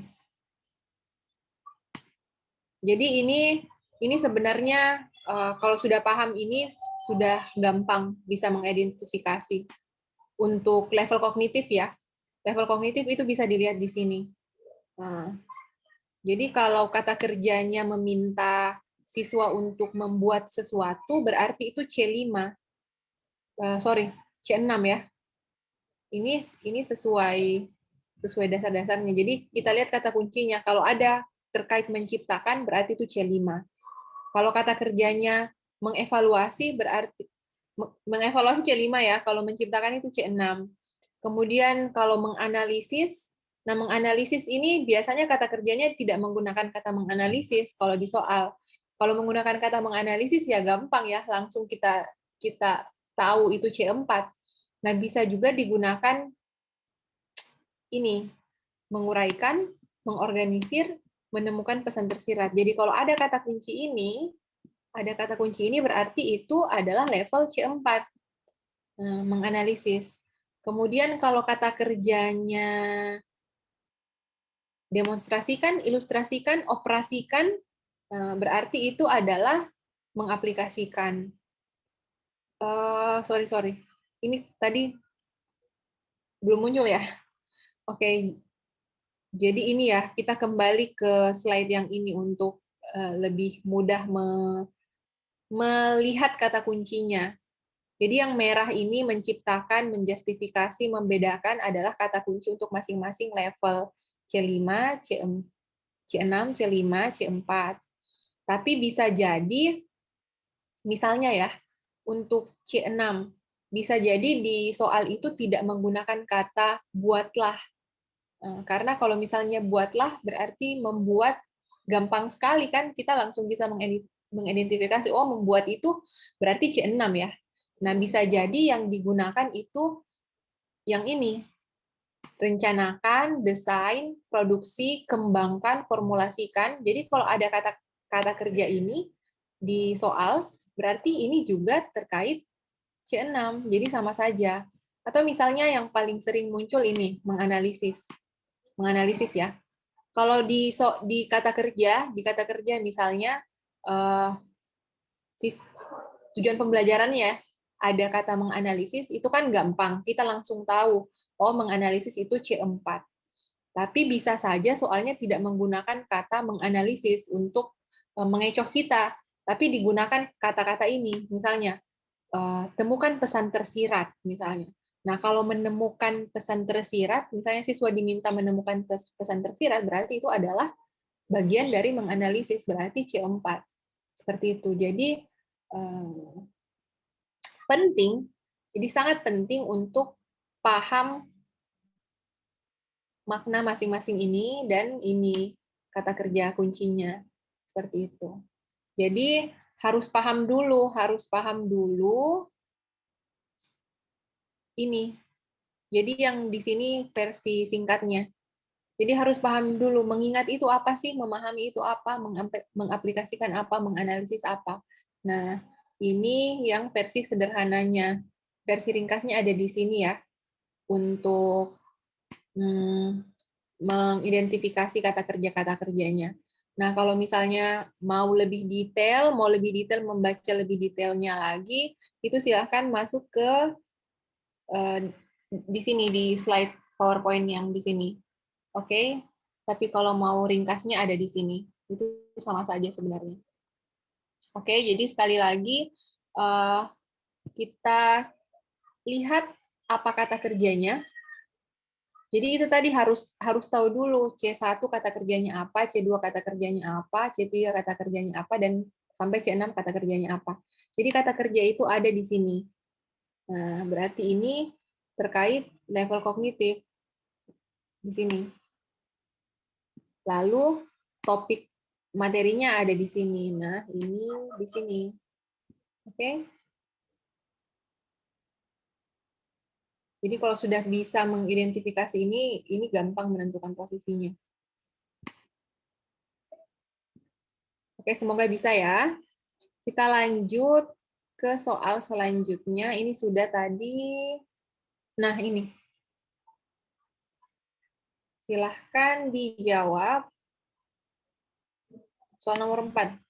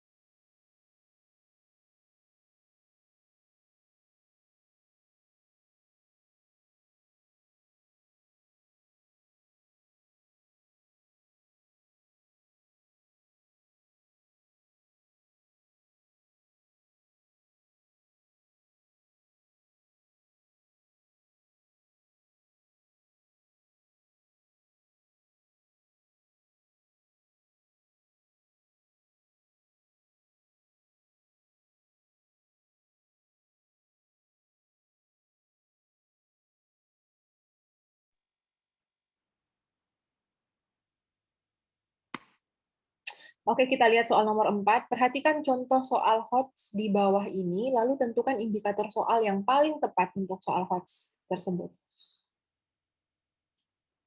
Oke, jadi di sini pemerintah Indonesia pernah menerapkan program transmigrasi terutama dari dalam Pulau Jawa keluar untuk mengatasi masalah kependudukan.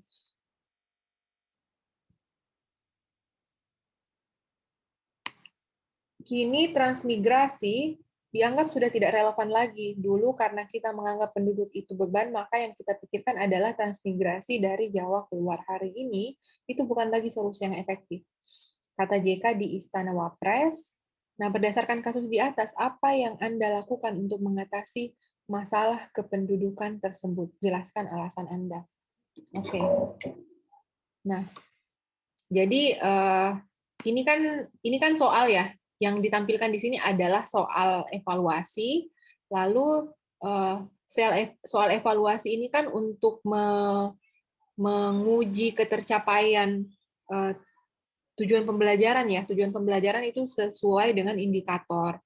Nah, berarti kita lihat yang bersesuaian dengan soal ini, disajikan teks, siswa dapat menjelaskan pengertian kependudukan. Apakah ada pengertian kependudukan di sini? Tidak ada ya. Berarti bagian A ini salah. Kemudian kita lihat bagian B. Disajikan kasus tentang kependudukan, siswa dapat menjelaskan terjadinya ledakan penduduk di suatu negara. Apakah ada terkait ledakan penduduk di sini? Di soal juga tidak ada terkait ledakan penduduk, berarti ini tidak tepat. Disajikan permasalahan kontekstual tentang kependudukan, siswa dapat menyelesaikan permasalahan tersebut menggunakan konsep kependudukan. Nah, kita lihat apa yang Anda lakukan untuk mengatasi masalah kependudukan tersebut. Jelaskan alasan Anda. Oke, jadi disajikan permasalahan kontekstual tentang masalah kependudukan benar. Kemudian di sini ada kata mengatasi masalah kependudukan tersebut. Ini siswa dapat menyelesaikan masalah, ini juga cocok. Kita lihat bagian D, disajikan teks tentang kependudukan. Siswa dapat menyebutkan faktor-faktor yang menyebabkan terjadinya ledakan kependudukan. Nah, ini faktor, di bacaan juga tidak ada faktor-faktornya ya. Dan tidak ada, pertanyaannya juga bukan tentang faktor-faktor. Nah, jadi jawaban yang tepat adalah C.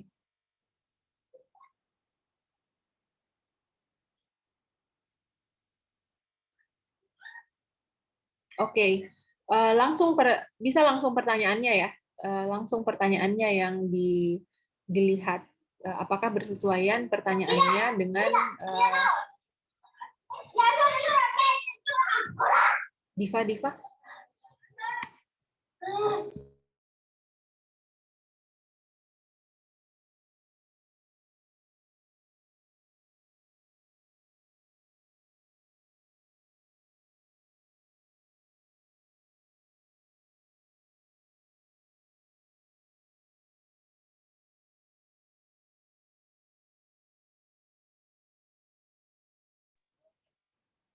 Oke, jadi langsung dilihat soalnya ya, apakah bersesuaian soalnya dengan opsinya. Oke, selanjutnya.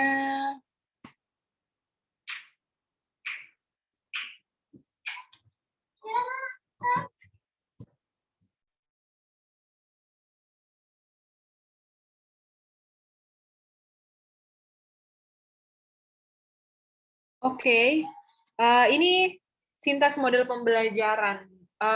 Jadi ini juga muncul, tapi kita belum sempat bahas ya, belum sempat bahas terkait model-model pembelajaran. Insya Allah pertemuan selanjutnya kita akan bahas terkait sintaks model pembelajaran, tapi boleh dijawab dulu. Mungkin Bapak dan Ibu ada yang sudah pernah. Oke, jadi ada pertanyaan, sukar membedakan antara faktual dan konseptual serta metakognitif. Oke. Ini boleh dijawab dulu ya nomor 5. Setelah dijawab nomor 5, kita kembali ke dimensi pengetahuan tadi. Saya jelaskan kembali.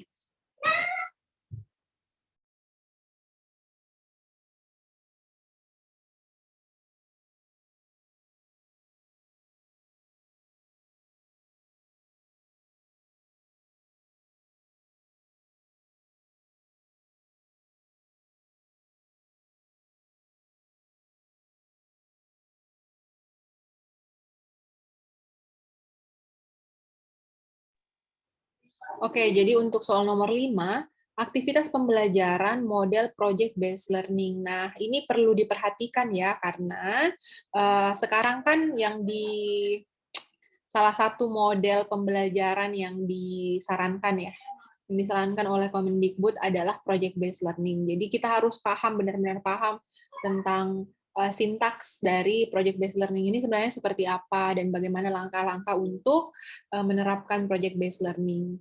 Nah, yang ditanyakan di sini, aktivitas pembelajaran pada model project based learning melalui sintaks mendesain perencanaan produk. Jadi, pada tahapan perencanaan produk itu apa sih yang dilakukan? Nah, jadi ada perencanaan ya. Jadi kita lihat kira-kira yang mana yang sesuai di sini. Bagian A, peserta didik melakukan pembuatan proyek sesuai jadwal, mencatat setiap tahapan, mendiskusikan masalah yang muncul selama penyelesaian proyek dengan guru. Kita lihat apakah ada yang lain. Ini peserta didik berdiskusi, menyusun rencana pembuatan proyek, pemecahan masalah meliputi pembagian tugas, persiapan alat, bahan, media, sumber yang dibutuhkan. Nah, ini kan mendesain perencanaan ya. Berarti yang ada kata kuncinya di sini ya, menyusun rencana pembuatan proyek. Oke. Kalau ini membahas kelayakan proyek yang telah dibuat, berarti ini telah dibuat, berarti ini dieliminasi ya, tidak cocok. Ini peserta didik menyusun jadwal penyelesaian proyek dengan memperhatikan batas waktu yang telah ditentukan. Oke. Ini ada menyusun jadwal, tapi dia tidak detail ya. Yang lebih tepat ini adalah B. Jadi pada tahapan perencanaan, peserta didik itu menyusun rencana bagaimana mereka akan menyelesaikan proyeknya.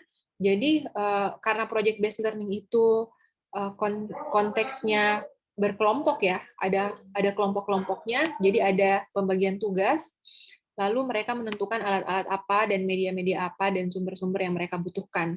Jadi yang tepat di sini adalah B.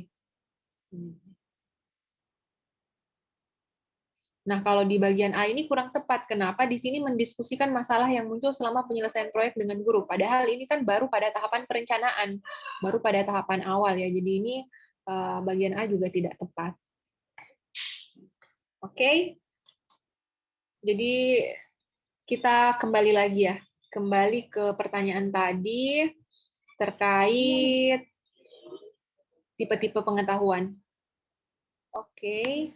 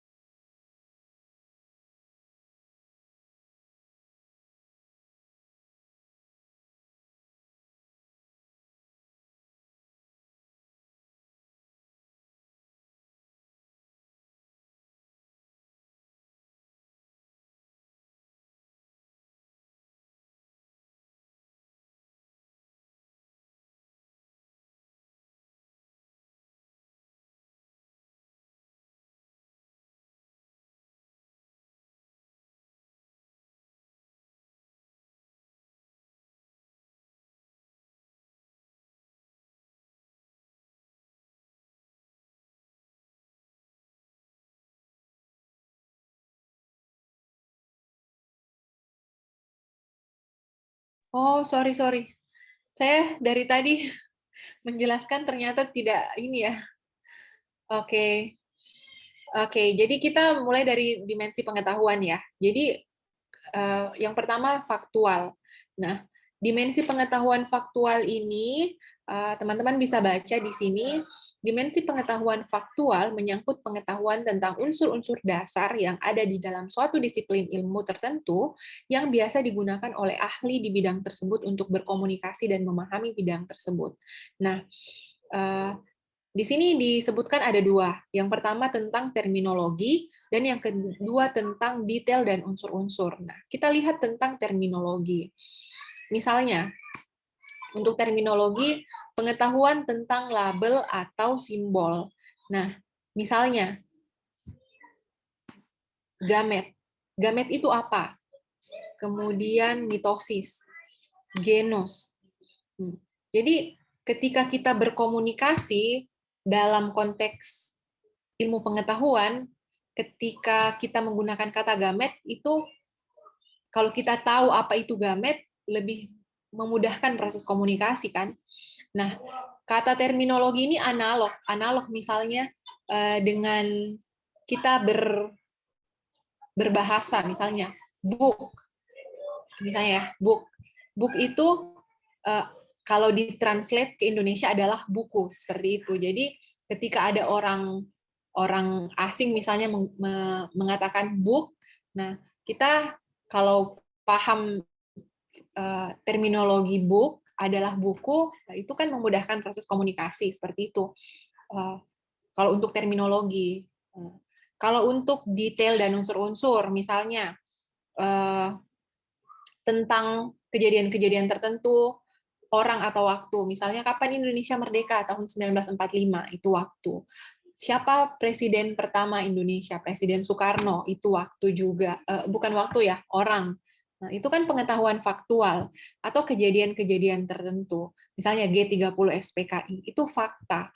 Jadi tentang detail-detail. Nah, dalam bidang ilmu masing-masing tentu banyak hal seperti itu juga kan. Misalnya saintis-saintis, penemu-penemu yang menemukan konsep hereditas pertama kali, misalnya Gregor Mendel, yang penemu listrik, seperti itu. Jadi ada konteks detail dan unsur, itu juga termasuk fakta kan. Jadi itu termasuk keterampilan faktual, pengetahuan faktual. Jadi pengetahuan faktual bisa menyangkut terminologi atau unsur-unsur seperti orang, kejadian, dan waktu, seperti itu ya. Nah, kita sekarang masuk ke dimensi pengetahuan konseptual. Nah, kita lihat dulu secara definisi. Oke, di sini secara definisi, pengetahuan konseptual menyangkut pengetahuan tentang saling keterkaitan antara unsur-unsur dasar dalam struktur yang lebih besar dan semuanya berfungsi bersama-sama. Oke, jadi pengetahuan ini mencakup skema, model pemikiran, dan teori yang baik yang implisit maupun yang eksplisit. Jadi, kalau kita berbicara tentang pengetahuan konseptual, itu kita berbicara tentang suatu konsep. Oke?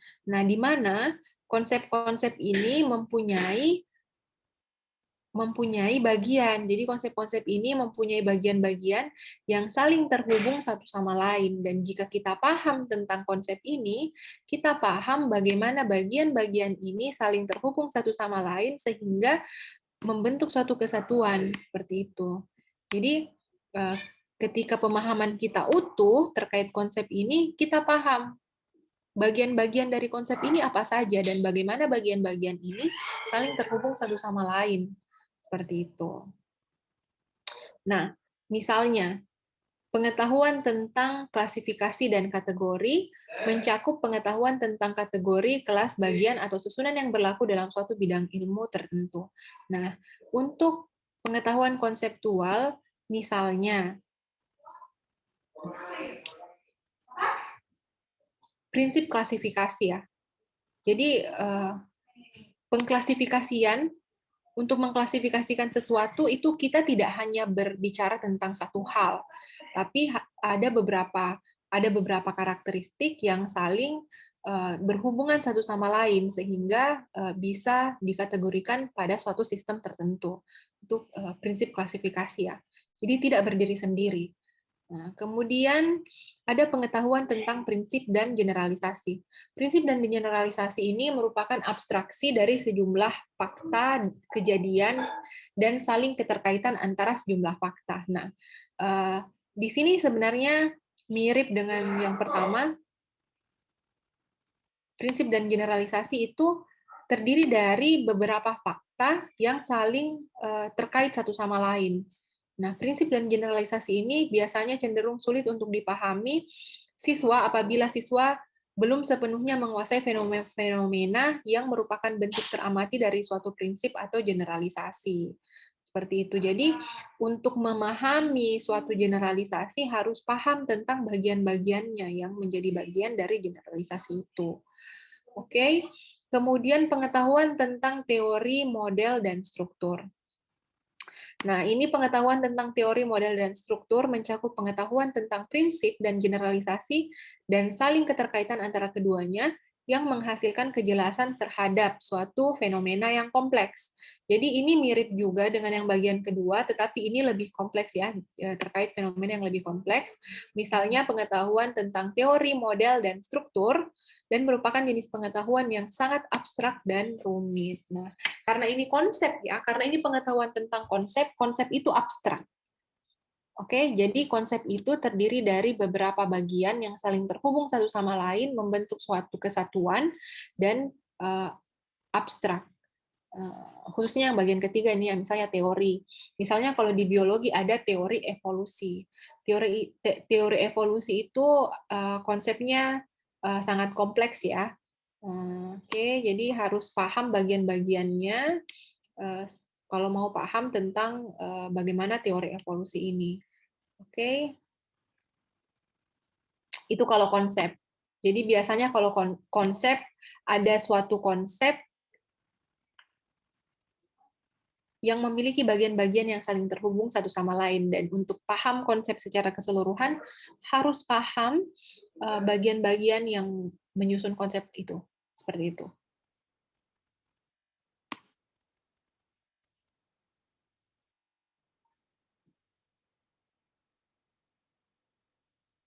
Kemudian prosedural. Prosedural ini aman ya. Prosedural ini tentang bagaimana melakukan suatu prosedur atau bagaimana memilih prosedur yang tepat. Ini tidak ada masalah ya untuk prosedural. Metakognitif. Metakognitif ini adalah pengetahuan berpikir tentang berpikir sebenarnya. Berpikir tentang berpikir. Jadi misalnya, contoh pengetahuan prosedural ya, paham tentang strategi belajar. Strategi belajar yang tepat untuk mempelajari suatu pokok bahasan. Misalnya ada materi metabolisme atau materi tentang ekosistem, dapat memilih materi belajar yang tepat sesuai dengan karakteristik dirinya. Kemudian ketika diberikan suatu tugas, orang-orang yang mempunyai keterampilan metakognitif ya, mereka dapat menentukan tindakan yang tepat untuk menyelesaikan masalah atau tugas tersebut. Misalnya, contoh lain untuk pengetahuan metakognitif, untuk poin ketiga ya, pengetahuan tentang diri sendiri. Pengetahuan tentang diri sendiri ini pengetahuan tentang kelebihan dan kekurangan. Seperti itu. Jadi, karena dimensi pengetahuan metakognitif ini terkait pengetahuan tentang diri sendiri, ini biasanya pengetahuan metakognitif ini jarang menjadi soal-soal yang diujikan ya di ruang kelas. Seperti itu. Tapi perhatian di bidang penelitian terkait peningkatan keterampilan metakognitif peserta didik sekarang semakin banyak diperhatikan seperti itu. Intinya kalau pengetahuan metakognitif itu adalah pengetahuan tentang diri sendiri, bagaimana seseorang paham kelebihan dan kekurangannya, kemudian paham strategi yang tepat untuk diambil ketika ada suatu masalah yang perlu diselesaikan, seperti itu. Kalau pengetahuan metakognitif ya, dia terkait diri sendiri, pengetahuannya tentang proses berpikirnya, dia dapat mengidentifikasi bagaimana pemilihan strategi yang tepat, seperti itu. Dia dapat mengidentifikasi kelemahannya, karena dia paham kelemahan dan kekurangannya, dia bisa menyesuaikan dengan strategi yang tepat untuk dia, yang tentu saja akan berbeda ketika strategi itu diterapkan oleh orang lain, karena belum tentu kekurangan dan kelebihannya sama, seperti itu. Nah, kalau misalnya untuk soal-soal terkait bidang ilmu, biasanya itu antara faktual, konseptual, dan prosedural, seperti itu. Semoga sudah bisa dipahami ya perbedaan-perbedaannya.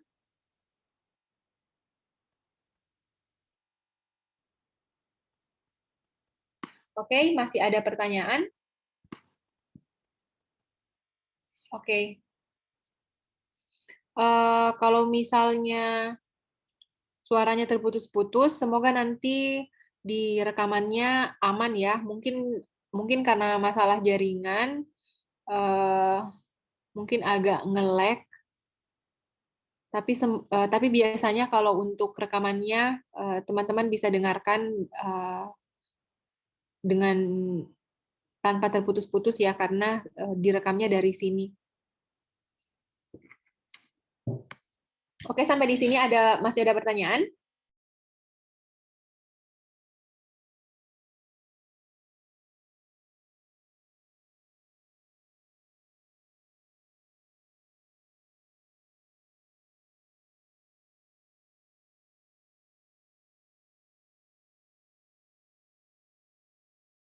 Oke, jadi kalau tidak ada lagi pertanyaan, cukup untuk pertemuan hari ini ya. Jadi hari ini tadi kita sudah bahas terkait ini ya, dimensi-dimensi taksonomi tujuan pembelajaran. Oke, jadi sekali lagi contoh-contoh soal yang sudah dirilis Kemendikbud untuk dipelajari untuk persiapan P3K itu benar-benar dimanfaatkan. Kenapa? Karena ini adalah kesempatan besar untuk teman-teman ya. Saya boleh bilang kalau misalnya ini adalah keuntungan untuk teman-teman yang mendaftar P3K. Kenapa? Karena untuk teman-teman yang mendaftar di jalur CPNS itu tidak diberikan apa ya? Tidak diberikan privilege seperti ini. Menurut saya, teman-teman diberikan akses ke contoh-contoh soal dan ruang belajar, bahkan diberikan materi, itu adalah sebuah privilege. Dan contoh soalnya itu silahkan dimanfaatkan, bukan dengan harapan soal itu muncul kembali. Jangan harapannya seperti itu, karena sangat kecil kemungkinan soal itu akan muncul kembali. Kenapa? Karena kalau soal itu sudah dirilis, artinya kan semua orang sudah belajar soal itu kan. Nah, kalau semua sudah kuasai soal itu, nanti kompetisinya jadi, nanti semua orang nilainya tinggi kan. Apa yang akan menjadi pembeda kan, seperti itu. Nah, soal yang muncul di situ dimanfaatkan untuk mengetahui materi apa yang menjadi perhatian dari Kemendikbud. Karena kalau soal itu diangkat, artinya topik itu adalah perhatian penting. Nah, misalnya seperti tadi, dimensi pengetahuan diangkat. Nah, dimensi pengetahuan itu kan tentang taksonomi Bloom. Lalu selain dimensi pengetahuan, ditanyakan lagi tipe soal yang seperti ini. Ada muncul, misalnya diminta untuk menempatkan indikator yang bersesuaian dengan level kognitif, dengan dimensi pengetahuan. Berarti penting untuk kita paham level-level kognitif ini membedakannya satu dengan yang lain seperti apa. Berarti harus paham semuanya, mulai dari C1 sampai C6. Karena kecil kemungkinan soal nomor 2 ini muncul lagi. Dan ini sangat basic kan di C1 dan faktual. Nah, bisa jadi yang nanti muncul itu lebih kompleks. Nah, tapi tidak masalah.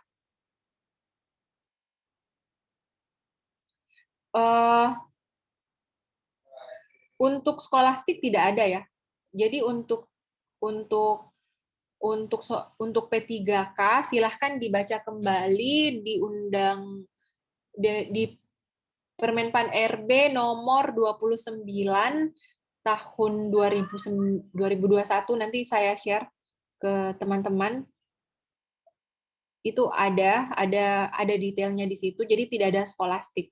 Yang ada itu ke kompetensi manajerial yang sudah kita bahas, kemudian kompetensi sosial budaya itu juga sudah kita bahas, dan kompetensi teknis. Nah, kompetensi teknis ini spesifik ke bidangnya masing-masing, jadi spesifik ke bidang ilmunya. Jadi kompetensi teknis ini dibagi dua ya. Ada keterampilan pedagogik umum, misalnya ini tentang teori-teori belajar, tentang bagaimana menentukan tujuan pembelajaran. Ada wawancara juga. Oke, tapi kalau skolastik tidak ada ya. Kalau berdasarkan Permenpan RB terbaru, itu tidak ada skolastik. Oke. Jadi sekali lagi pesan saya, silahkan dimanfaatkan soal-soal yang dirilis Kemendikbud karena itu adalah privilege untuk teman-teman dan itu dimanfaatkan untuk mengetahui topik yang menjadi perhatian dari Kemendikbud dan itu yang dimaksimalkan seperti itu.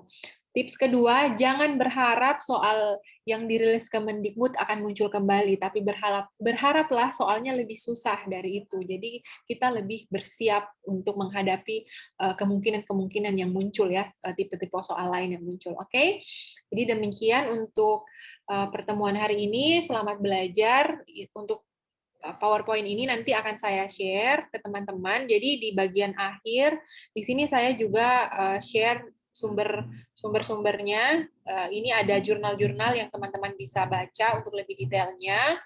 Dan yang nomor 5 ini adalah model detail-detail tentang model-model pembelajaran. Insya Allah akan kita bahas di pertemuan selanjutnya terkait sintaks-sintaks dari beberapa model pembelajaran karena di soal-soal yang dirilis juga ada detail tentang beberapa model-model pembelajaran, jadi harus paham juga terkait model pembelajaran discovery learning, kemudian project-based learning, problem-based learning, perbedaannya masing-masing apa, dan sintaksnya apa saja. Oke, ini insya Allah akan kita bahas di pertemuan selanjutnya. Oke, demikian untuk pertemuan hari ini. Semoga apa yang kita diskusikan bisa bermanfaat dan semua bisa lolos P3K tahun 2021 ini. Amin ya rabbal alamin. Demikian, wassalamualaikum warahmatullahi wabarakatuh. Warahmatullahi wabarakatuh.